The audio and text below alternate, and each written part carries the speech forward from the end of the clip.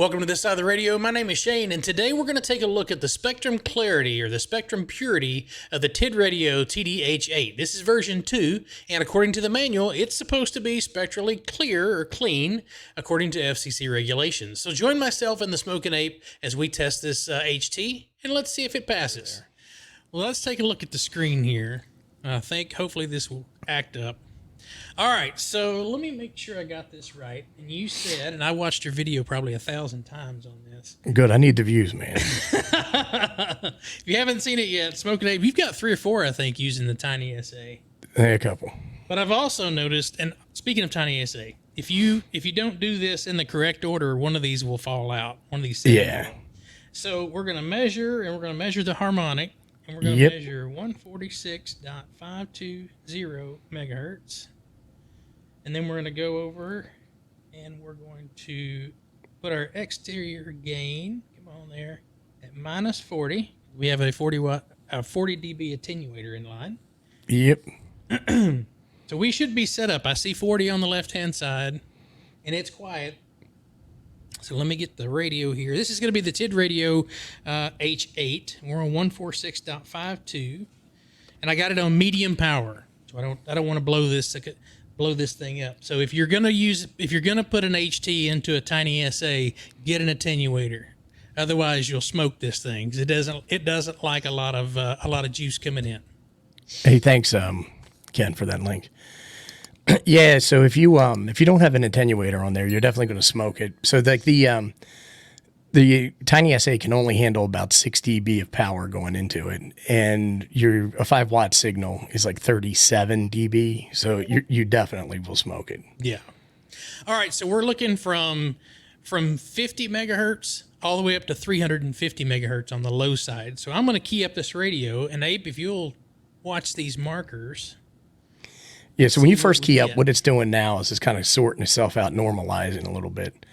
But that number 1 is your fundamental frequency. And so you can see that in the table at the top where it says 146.5. And that's showing you around 33.3 dBm.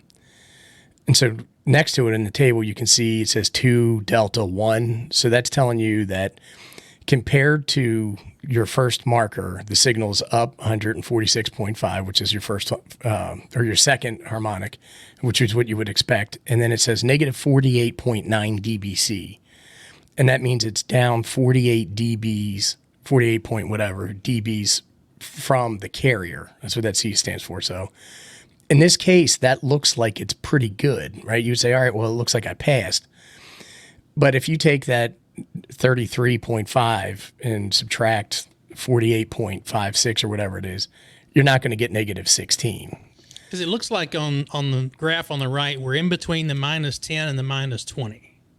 Yeah, so what I'm going to do is just do the math real quick. So if we say I'm going to key off the transmitter. 33 let the SA relax a minute. So it was 33 points. So you got to key up again real quick. Oh, I'm sorry. No worries. I think it was 33.6. Yeah, I think so. And then I need the number for the other one. Just give it a second. And so you have it on averaging 4, and that's what I leave mine on. So it's 33.3. So we got 33.5 on the. All right, we'll go 33.5 minus 48.8. Now you can key off, and that's negative 15.3. And so what we're we saw very is close. Yeah, so we're close, but it ain't street legal. You know what I'm saying? Exactly. Okay, so now let's take a look. Ooh, that actually got that attenuator a little warm.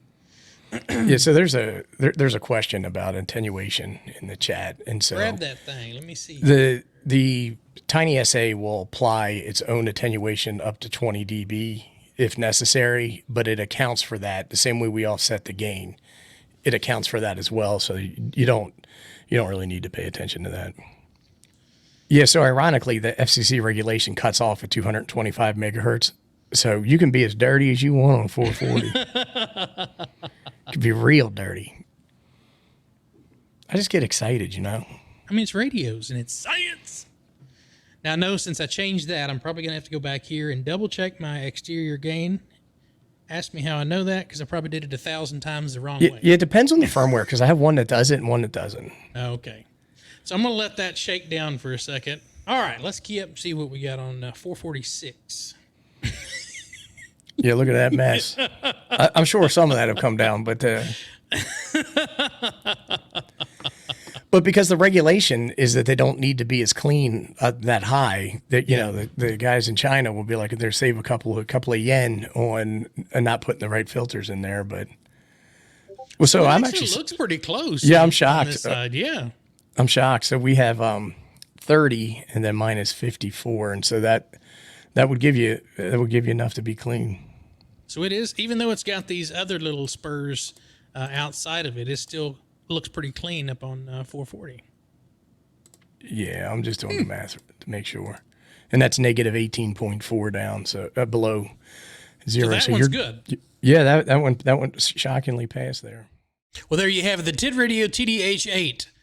Man, it is so close on 2 meters, and honestly, it's probably within spec, given that I have a rudimentary way of measuring it with a tiny SA. The losses, you know, there's all kinds of variables in there. This isn't a lab. This is just a guy trying to make sure his radios are performing correctly. But I would say we're so close within tolerance that I would call it good, and definitely up on 70 centimeters. We look really good up there as well. As always, thanks for checking out the video. Thanks for following along. If you haven't already, hit the like button. You made it this far, and give me a subscribe if you like. Leave a comment if you have a question about the radio or any of its functions or how we did this test, and we'll see you next time on this side of the radio. 73.